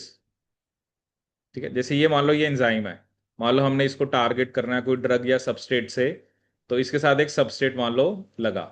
हमने क्या देखा कि जब ये, मतलब जब इसके साथ सबस्ट्रेट नहीं लगा हुआ है, ठीक है, तब इनके इसके अंदर ना एक कंपोनेंट होता है जिसे वो क्या बोल रहा है, साइटोक्रोम P450। इसके अंदर एक कंपोनेंट है जो कि आपका साइटोक्रोम P450। ठीक है, तो ये वाला कंपोनेंट है, ये क्या दिखाता है, एब्जॉर्प्शन दिखाता है। ठीक है, जब तो बाइंडिंग नहीं थी, तब हमने देखा कि जो एब्जॉर्प्शन आ रही थी वो दिखा रहा था 420 के ऊपर। ठीक है, और जब बाइंडिंग होगी तो वो एब्जॉर्प्शन किस पे दिखा रहा है, 390 के ऊपर। तो इसे हम क्या बोलते हैं, हिप्सोक्रोमिक शिफ्ट। तो इसमें क्या हो रहा है कि जब अब इससे हमें क्या पता लग गया कि जो आपका एंजाइम है, या जो आपका क्या है यहाँ पर एंजाइम है, उसके साथ ड्रग लगा या नहीं लगा है। ठीक है, पहले वो 420 पे दिखा रहा था, अब 390 पे दिखा रहा है। ठीक है, तो एक तरह से क्या हो गया, वो शिफ्ट हो गया। ठीक है, क्योंकि उसकी वेवलेंथ, मतलब देखो, एब्जॉर्ब साइटोक्रोम P450 ने करना है। तो जब तो cytochrome P450 is component of enzyme, पहले वो 420 पे दिखा रहा था, बट जब उसके साथ कोई ड्रग या सबस्ट्रेट बाइंड करा तो वो 390 पे चला गया। ठीक है, तो ये जो डिक्रीज हुआ है, ठीक है, ये जो डिक्रीज इन वेवलेंथ है, इसे हम क्या बोलते हैं, hypsochromic effect. Decrease in wavelength को हम क्या बोलते हैं, आपका हिप्सोक्रोमिक इफेक्ट। अब कुछ केस में ऐसा भी हो सकता है, क्या पता बाइंडिंग के बाद इंक्रीज भी हो सकता है। ठीक है, उसे बैथोक्रोमिक बोलते हैं, बट यहां पर जैसे हमारा डिक्रीज कर रहा है, तो इसे हम क्या बोलते हैं, हिप्सोक्रोमिक शिफ्ट। इसे हम क्या बोलते हैं, आपका हिप्सोक्रोमिक शिफ्ट। मतलब ये क्या हो ना, आपने बाइंडिंग स्पेक्ट्रा, आपने मतलब आपने इस चीज को स्टडी कर लिया कि जब जो एक एंजाइम है, उसका उस साइटोक्रोम 450 उसके अंदर है। ठीक है, जब तो सिर्फ क्या था, जब तो सिर्फ एंजाइम है, उसका एब्जॉर्प्शन अलग आ रहा है, और जब सबस्ट्रेट लग गया उसका लगा रहा है। ठीक है, देखो ये सिर्फ आपके इंफॉर्मेशन के लिए है, इससे हमें क्या पता लग रहा है ना, हमें एप्लीकेशन पता लग रही है कि what are the different applications of this thing. ठीक है, कि डिफरेंट जो एप्लीकेशन क्या है इस चीज की।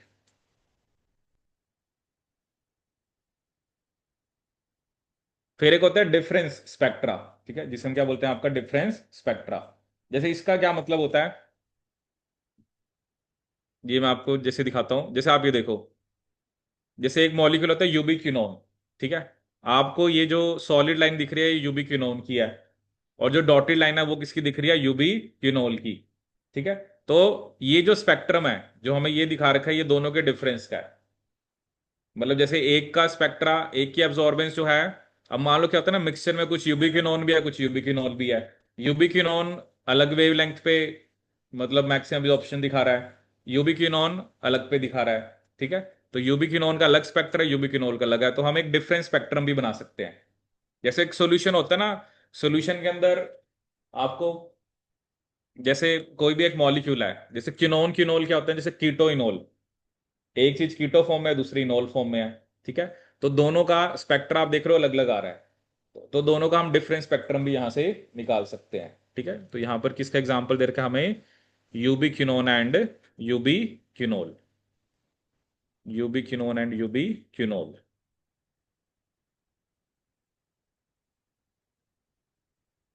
ठीक है, तो ये हो गया डिफरेंस स्पेक्ट्रा। इसके अलावा जैसे एक हम क्या स्टडी कर सकते हैं, ठीक है, वो मैं यहीं पे आपको बता देता हूं। मतलब डीएनए की डीनेचुरेशन एंड रीनेचुरेशन, डीएनए की denaturation and renaturation, DNA denaturation and renaturation.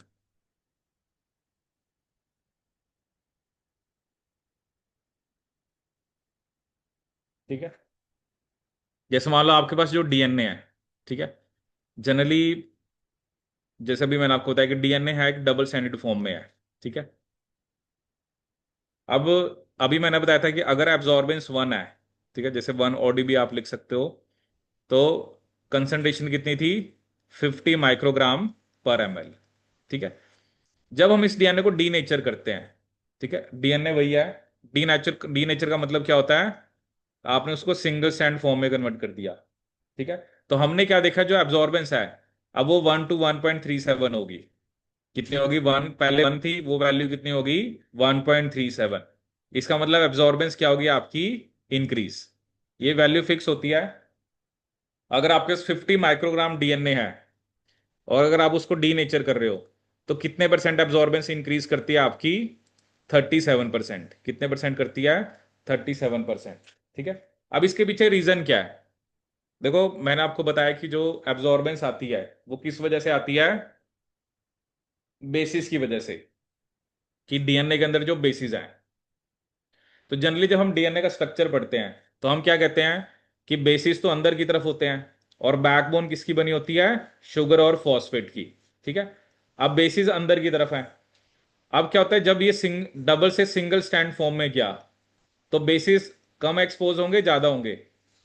ज्यादा, क्योंकि अब तो वो पूरे, पहले वो डबल स्टैंड था, ठीक है, पहले वो एक्सपोज नहीं थे इतने, बट जब वो सिंगल स्टैंड में कन्वर्ट हो गए तो एक्सपोजर ज्यादा हो गया, इस वजह से एब्जॉर्बेंस बढ़ गई। ठीक है, और अगर मैं सिर्फ ये लिखना कि अगर आपके पास इन दोनों मतलब डबल स्टैंडर्ड डीएनए में जो फ्री न्यूक्लियोटाइड्स हैं, फ्री मतलब उन्होंने आपस में बॉन्ड नहीं बनाया, क्योंकि सिंगल स्टैंड बना है तो उसमें तो दोनों के बीच में क्या बना है, 3 प्राइम 5 प्राइम फॉस्फोडाइस्टर लिंकेज। तो जितने न्यूक्लियोटाइड्स डीएनए के अंदर है, अगर वो फ्री फॉर्म में हो तो एब्जॉर्बेंस आपकी और भी ज्यादा आती है, 1.60। कितनी आती है? 1.60। ठीक है, अब आपने ना डीनेचुरेशन को स्टडी करना है। अगर तो आपने डीएनए को डीनेचर करा, ठीक है, एब्जॉर्बेंस अगर बड़ी है इसका मतलब डीएनए डीनेचर हुआ है। ठीक है, ऐसे ही रीनेचुरेशन में उल्टा है। रीनेचुरेशन में क्या होगा, एब्जॉर्बेंस आपकी कम होगी। पहले एब्जॉर्बेंस ज्यादा है, उससे क्या होगी, आपकी कम होगी। ठीक है,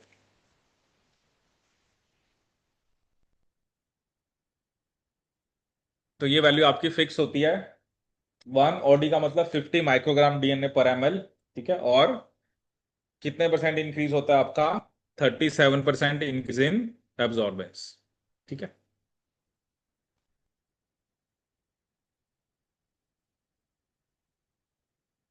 ठीक है, बाकी और भी बहुत सारे ऐसे मतलब जैसे प्रोटीन की कंसंट्रेशन एस्टिमेशन के और भी मेथड्स होते हैं। ठीक है, कौन कौन से मेथड होते हैं प्रोटीन कंसंट्रेशन को मेजर करने के लिए?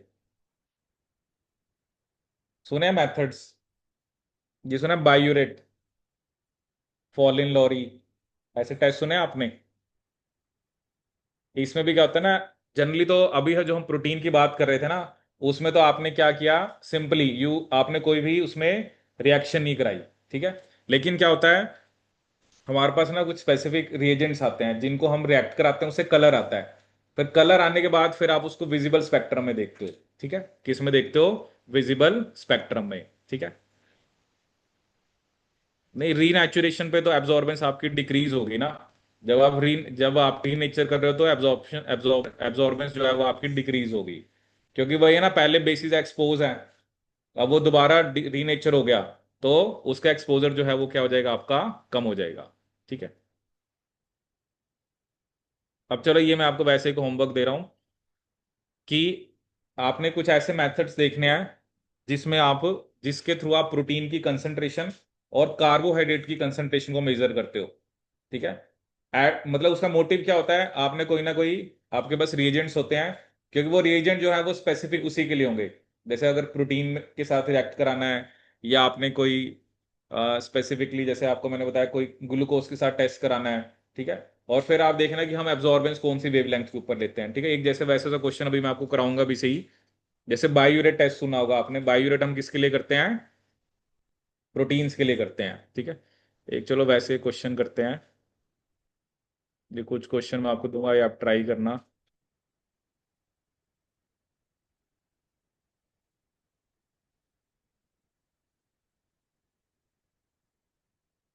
जैसे ये क्वेश्चन है, चलो इसको आप ट्राई करो, बताओ क्या आंसर आएगा।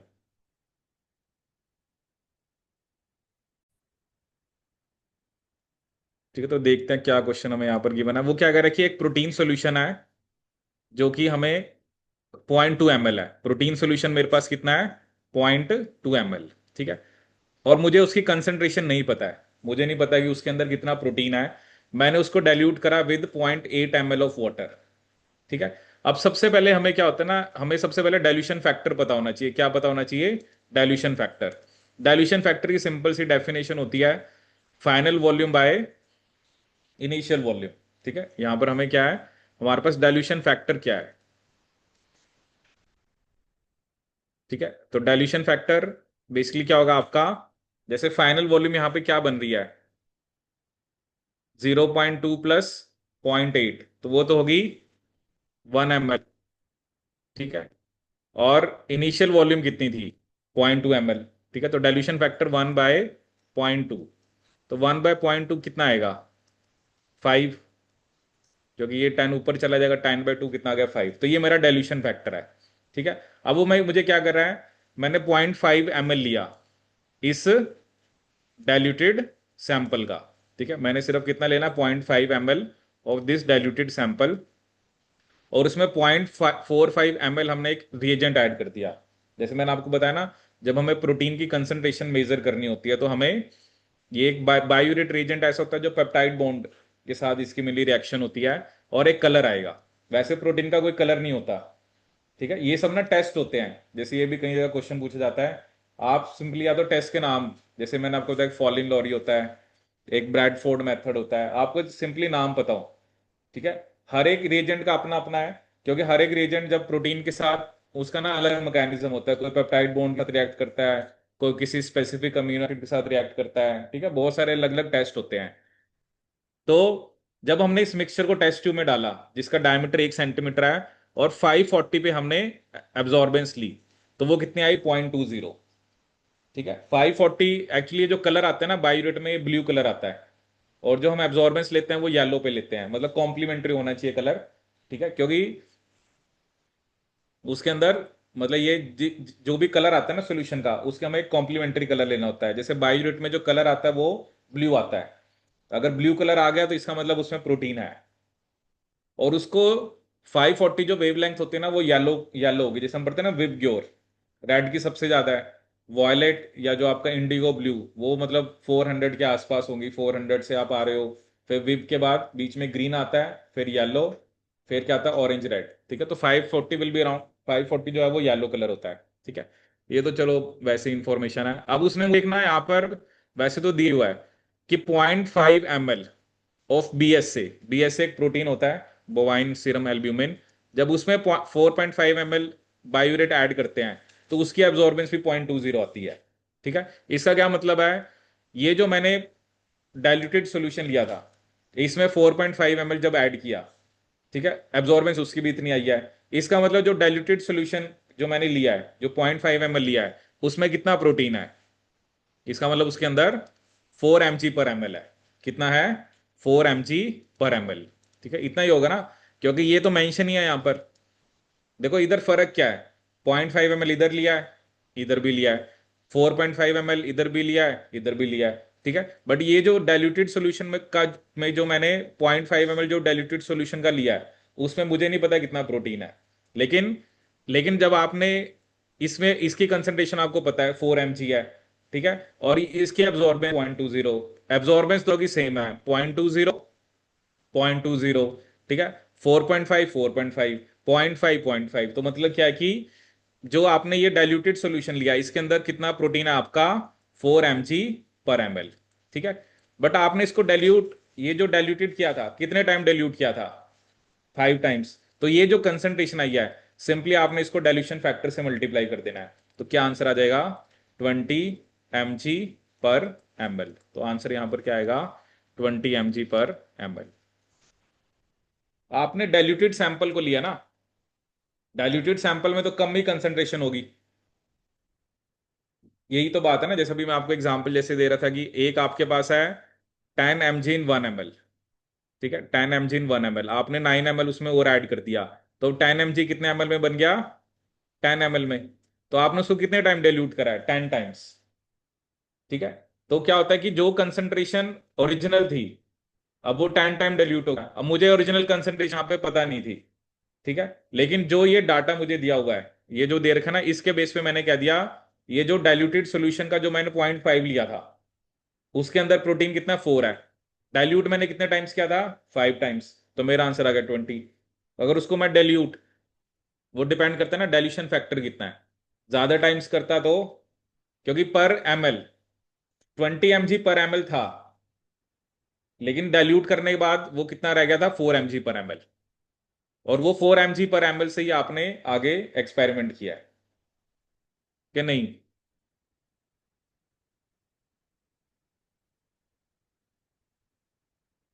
क्योंकि ये जो अननोन कंसेंट, देखो जो चीज डाइल्यूट करी है ये तो पक्का है कि उसमें कंसेंट्रेशन कम है। अगर एक मैं कह रहा हूँ कि 10 mg/ml, एक मैं कह रहा हूँ 10 mg/ml, तो कौन सा ज्यादा कंसेंट्रेटेड है, जो 1 ml, जो 10 mg 1 ml के अंदर है, तो डाइल्यूशन से कंसेंट्रेशन कम होगी। तो ये जो 4 mg मेरे पास आया ये डाइल्यूशन के बाद आया है, अगर मैं इस कंसंट्रेशन को डाइल्यूशन फैक्टर से मल्टीप्लाई कर देता हूं तो मेरे पास जो अननोन कंसंट्रेशन थी प्रोटीन की वो मुझे पता लगी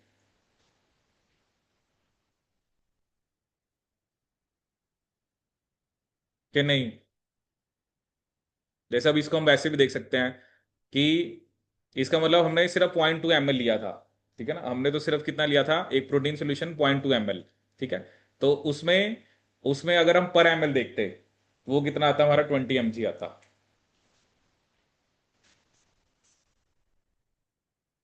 कि नहीं।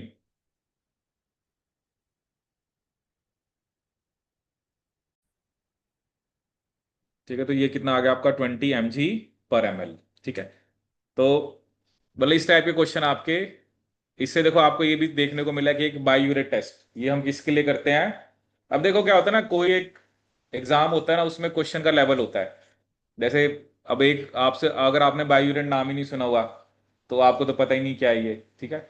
अब कई बार जैसे एमएसक्यू आता है कुछ एग्जाम्स के अंदर ना, गेट और जैम के अंदर, तो वहां पर जैसे पूछता है कि इनमें से कौन से मेथड्स प्रोटीन एस्टिमेशन के हैं, ठीक है। अब एक तो वो मेथड्स के नाम हमें पता हो, ठीक है। फिर इस चीज पे भी जा सकता है कि वो जो प्रोटीन जो रिएजेंट है वो किस चीज से रिएक्ट करता है। और यहाँ पर जो आप ये जो एब्जॉर्बेंस लेते हो ना वो कलर पे डिपेंड करता है। जब आपने एक रिएक्ट कराया, जैसे आपने जो भी प्रोटीन है उसको रिएक्ट कराया तो कलर कैसा आ रहा है। अब डिपेंड, वो में भी ब्लू कलर आ सकता है, रेड कलर आ सकता है, ग्रीन कलर आ सकता है। तो जैसा कलर आता है उसके हमें कॉम्प्लीमेंट्री कलर लेना होता है, हम उसकी क्या देखते हैं, उसकी एब्जॉर्बेंस को चेक करते हैं, ठीक है। तो अब जैसे ये क्वेश्चन था, इसमें थोड़ा सा वो आपसे कंसंट्रेशन पूछना चाह रहा था, ठीक है, कि एक स्पेसिफिक जो प्रोटीन सॉल्यूशन है उसके अंदर कितनी कंसंट्रेशन है, ठीक है। देखिए ये चीजें वही है ना, ऐसा नहीं है कि मुश्किल होती हैं, बट थोड़ा सा आपको उसके बारे में, अब क्या कि चलो मान लो मुझे कुछ नहीं पता लगा, ठीक है, लेकिन अब क्वेश्चन करने की अप्रोच तो पता चली ना। अब क्या था ना, ये जो स्टैंडर्ड दे रखा था ना, देखो यहां से लेकर, अगर आपने यहां से क्वेश्चन को यहां से स्टार्ट करा, ठीक है, और यहां से यहां तक जो ये 0.20 है, पहले तो इस कहानी को समझना था। 0.5 0.5 4.5 4.5 एब्जॉर्बेंस एब्जॉर्बेंस। तो मैंने ये जो डाइल्यूटेड सॉल्यूशन था मैंने इसकी कंसंट्रेशन वही लिख दी जो इसकी थी, ठीक है। क्योंकि ये दोनों, ये देखो बिल्कुल आपको एग्जैक्ट वही दे रखा है, यहां पे लिखो ना ब्रैकेट में 4 mg/ml, बट इधर 0.5 ml में मुझे नहीं पता था, ठीक है। यहां तक तो मैं पहुंच गया, सीधा से इसके बाद मैंने क्या करना है, डाइल्यूशन फैक्टर से मल्टीप्लाई कर देना है। डाइल्यूशन फैक्टर क्या होता है, जो भी मेरी फाइनल वॉल्यूम है बाय जो इनिशियल वॉल्यूम थी, मैंने 0.2 के अंदर 0.8 ऐड किया था, तो फाइनल वॉल्यूम क्या बन गई थी, 1 ml। और पहले कितनी थी, 0.2, बस। तो ये सिंपल सा आपने करना है क्या। तो बट वही होता है ना, मैं आपको भी बता रहा हूं, हमारे पास एक स्टैंडर्ड वैल्यूज होती हैं, ठीक है ना, जैसे यहां पर भी आपको गिवन है एक स्टैंडर्ड वैल्यू गिवन है, और उसके हिसाब से हमने प्रोटीन की कंसंट्रेशन को बेसिकली एस्टिमेट कर लिया, ठीक है।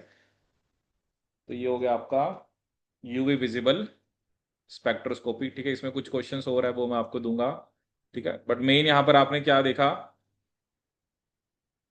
ठीक है, ये देखो ये सब एग्जाम्स के क्वेश्चंस हैं।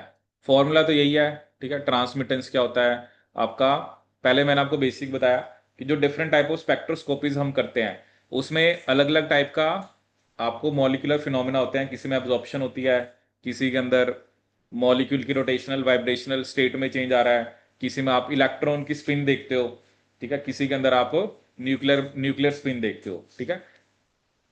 तो ये एक बेसिक सा क्वेश्चन आता है, ठीक है, मतलब जिसमें आपको ये पता हो कि एक तो वेवलेंथ किसकी ज्यादा होती है किसकी कम होती है, और अगर मुझे इस टाइप का फिनोमेना करना है, अगर मुझे इस टाइप की स्पेक्ट्रोस्कोपी करनी है तो मैं कौन सी वेव्स चूज करूं, ठीक है। अब ये नहीं ना, इसमें हम तुक्का थोड़ा लगा, अब न्यूक्लियर मैग्नेटिक रेजोनेंस एनएमआर में तो हमें पता ही नहीं लग रहा कि हम रेडियो वेव्स यूज करते हैं, ठीक है ना। तो ये ऐसे ईएसआर में हमें माइक्रोवेव करते हैं, ठीक है।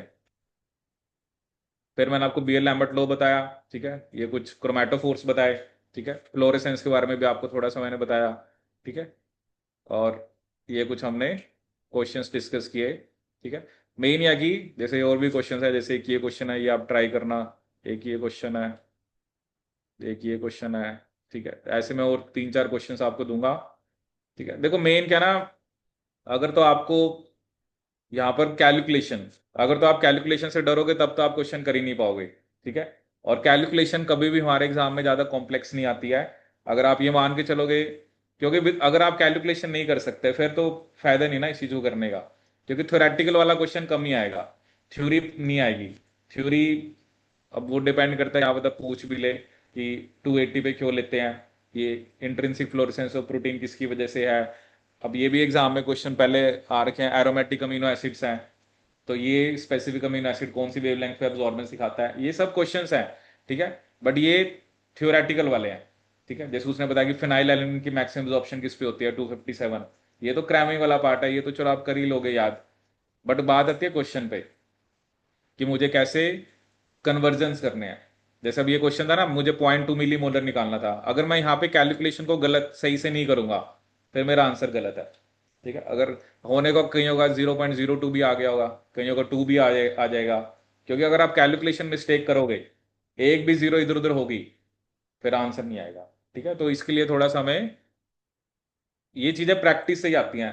अब प्रैक्टिस क्या है, अब देखो आपको एक फॉर्मूला सिर्फ एक है, फॉर्मूले में कोई नया फॉर्मूला नहीं है, ऐसे नहीं है ना कि 100 फॉर्मूले लगने हैं, बट उस फॉर्मूले के अंदर कैसे वैल्यूज को पुट करना है और कैसे मुझे सही रिजल्ट पे आना है।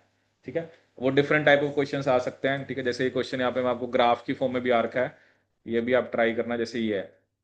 ठीक है, तो जैसे इसके अंदर भी आपको एब्जॉर्बेंस दे रखी है, कंसंट्रेशन ऑफ डाई दे रखी है। ठीक है, तो ये भी आप ट्राई करना। ठीक है, चलो फिर नेक्स्ट क्लास में हम आपका जो सीडी और एक ओआरडी स्पेक्ट्रोस्कोपी होती है उसके बारे में स्टडी करेंगे।